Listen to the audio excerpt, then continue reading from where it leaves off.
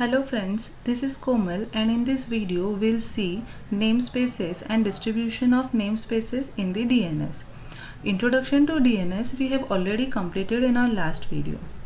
So friends, namespaces. These are basically of two types, flat and hierarchical. Let me explain this to you with a simple example. Consider an organization. Then principal will be the highest controlling authority. Now, if the structure is flat one, then all the elements of the organization will come directly under the principal, that is students, library staff, faculty, office employees, etc. Though the structure looks simple, as the number of elements go on increasing, the load on the central element, that is principal in this case, will also go on increasing.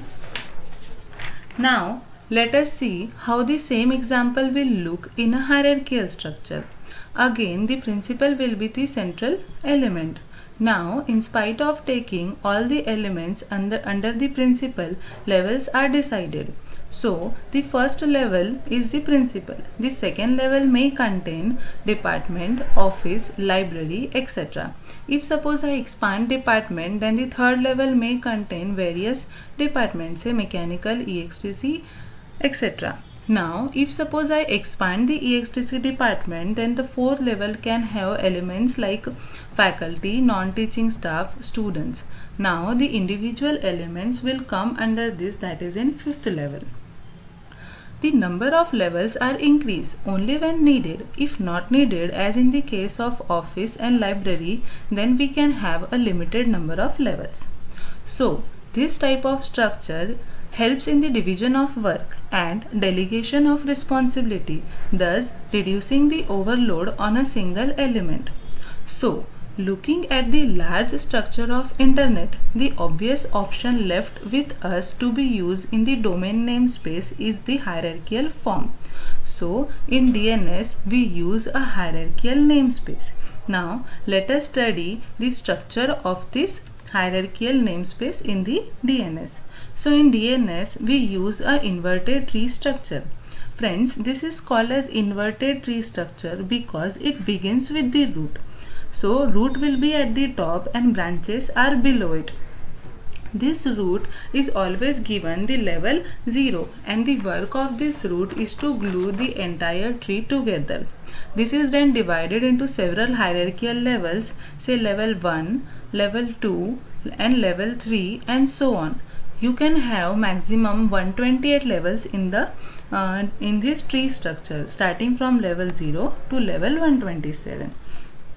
Every level in this structure has a node and each of this node has a label.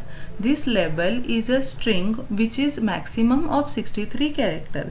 Remember that the string for the root label is always a null string. Also, to have the uniqueness of a domain name, the children node, that is the node that branch from the same node, should have different labels. In this structure, if suppose I take a particular part, say I called it as a subtree. So, this subtree of this structure is called as a domain. Friends, every node in the tree has a domain name. What is this domain name? Let us see. So, here I have taken a simple hierarchical structure with each node having some labels. But remember that the label for the root node will be a null string, that is empty. Now, say I have to write the domain name for the node faculty.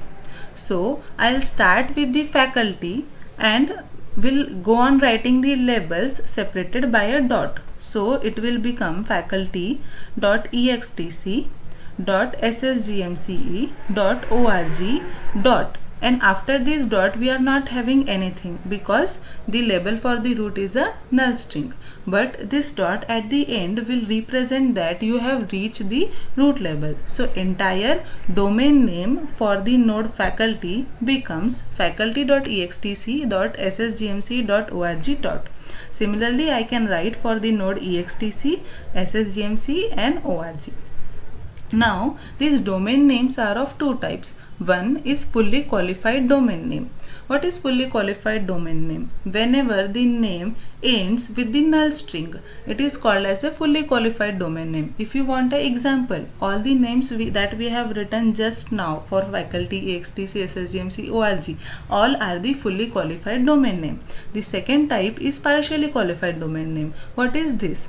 The only difference between fully qualified and partially qualified domain name is this partially qualified domain name does not reach the root node. So they will not essentially end into a null string. If suppose I want to write the partially qualified domain name for these nodes, then it will look something like this. You can observe that this partially qualified domain names does not end with the dot. As they don't end with the dot, it represents that they are not reaching the root node. Next, we have to see the distribution of namespaces. Friends, as we are having the hierarchy of namespaces, similarly we also need the hierarchy of servers. Well, why do we need servers? As we are having a lot of data in the namespaces, so we need to save this data. To save this data, we need a server.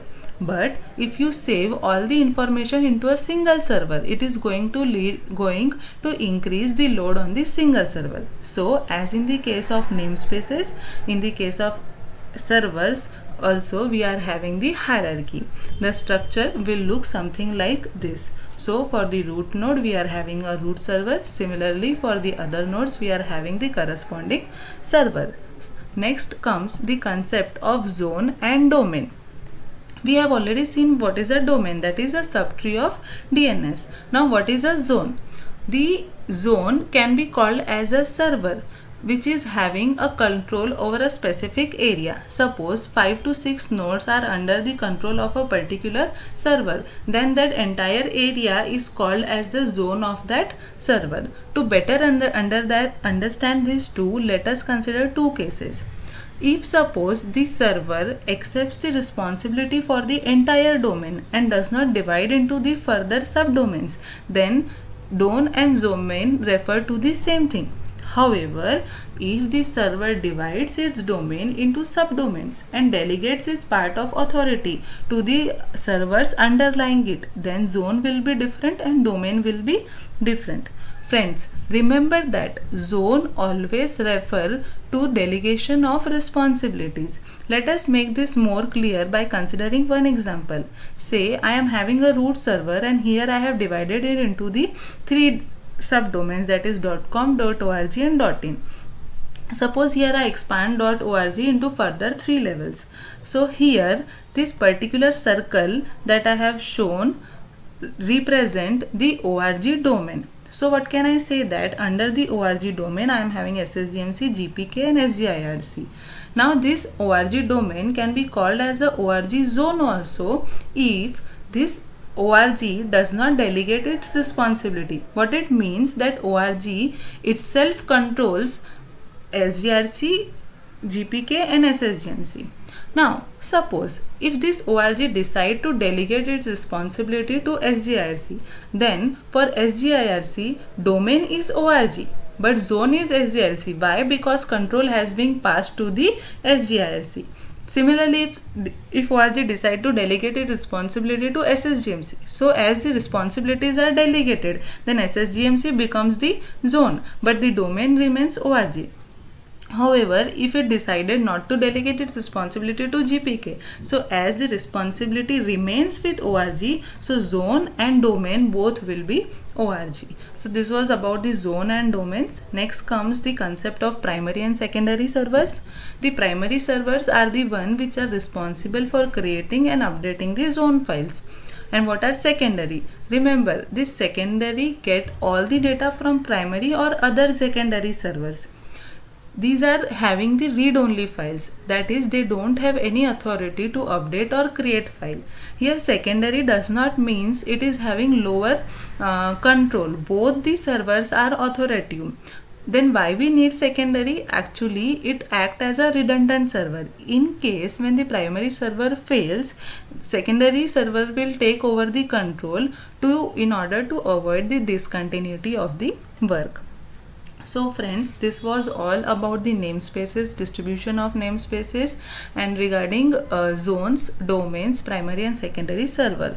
In my next video, we'll see how this DNS works in our current internet. Till then, stay tuned and thank you very much.